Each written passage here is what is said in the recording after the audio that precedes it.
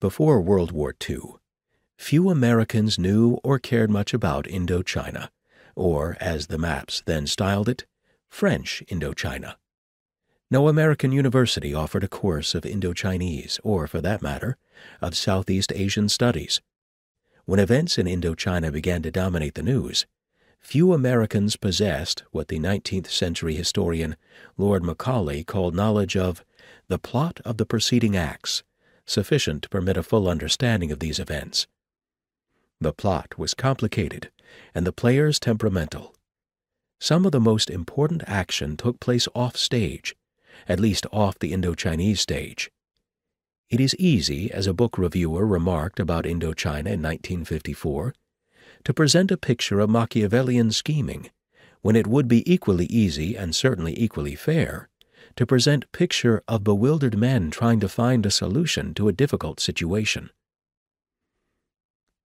Americans concerned about the Far East before the war were interested in China, the Philippines, and, of course, Japan, all of them in those days far away but somewhat familiar through commercial, military, and missionary contacts. The wartime alliance with China and the liberation and independence of the Philippines seemed as natural then as did the war with Japan. However, none of this knowledge went very deep. The details of how the Americans conquered the Philippines in 1898 to 1902 at the cost of 250,000 lives had, for example, faded from the American memory.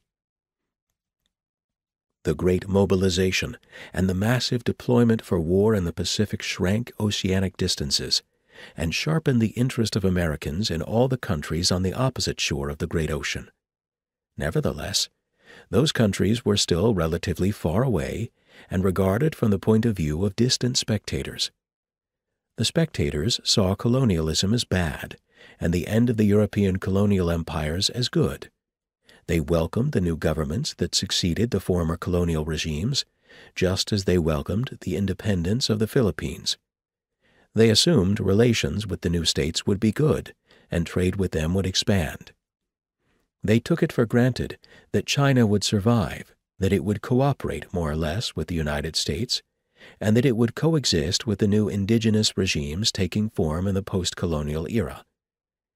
They became aware, only slowly and painfully, of the power vacuum created in the Far East by the termination of the European colonial presence, the collapse of Japanese wartime dominance, and the consequent destabilization of the region.